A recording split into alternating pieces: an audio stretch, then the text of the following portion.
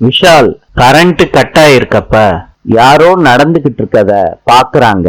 சிந்தாமணி சொல்றாங்க, என்ன இருட்டுல எதுவுமே தெரிய மாட்டேதே. விஷால் நடந்துகிட்டு இருக்கது இசைதான்னு தப்பா புரிஞ்சுக்கிறாரு. சிந்தாமணி சொல்றாங்க, எல்லாரும் எங்க போனாங்கன்னு தெரிய மாட்டேது.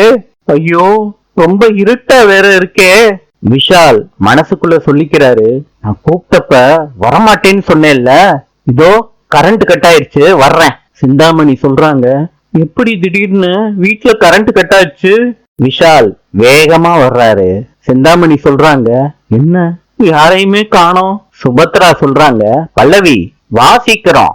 இசை கேக்குறாங்க, என்னாச்சு அத்த, கரண்ட் ஏன் இன்னும் வரலையா? இல்ல இசை, இன்வெர்டர் இன்னும் ஆன் ஆகல. என்னன்னு தெரியல, நீ உள்ள போமா. அத்த நான் பாத்துக்கிறேன் அத்த. பல்லவி மெழுகுபத்திய ஏத்திக்கிட்டு வர்றாங்க. இந்தாங்கம்மான்னு சுபத்ரா கிட்ட குடுக்கறாங்க. விஷால் சிந்தாமணி பக்கத்துல வர்றாரு. விஷால் மனசுக்குள்ள சொல்லிக்கிறாரு, இசை என்கிட்ட மாட்டினியா? அந்த ஆண்டவனே கரண்ட கட் பண்ணி விட்டுட்டான்.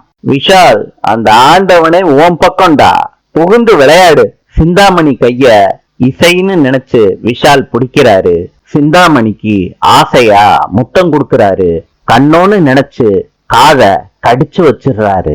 முத்தம் கொடுக்கற பேர்ல சிந்தாமணி யாருன்னு தெரியாம வலி தாங்க முடியாம கத்துறாங்க.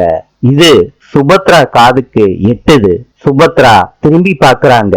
சிந்தாமணி கத்துனது விஷாலுக்கு அச்சத்தை கொடுத்திருக்கு. விஷால் விலகுறாரு. சுபத்ராவும் இசையும் என்னாச்சுன்னு கேட்டுக்கிட்டு இருக்காங்க. பல்லவி சொல்றாங்க, சிந்தாமணி குரல் மாதிரி இருக்கு, வாங்க வாங்க எல்லாரும் போய் பார்க்கலான்னு சுபத்ரா இசையையும் பல்லவியையும் கூட்டிட்டு போறாங்க. சிந்தாமணி சத்தமா அழுகுறாங்க.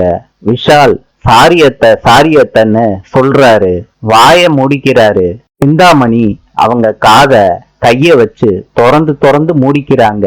வலி தாங்க முடியாம கத்துறாங்க. ஸ்ரீஜா அவங்க மொபைல் டார்ச்ச ஆன் பண்ணிக்கிட்டு ஸ்டெப்ஸ்ல இறங்கி வர்றாங்க. ரூம் கதவை திறக்கிறாங்க. நாளை சந்திப்போம்.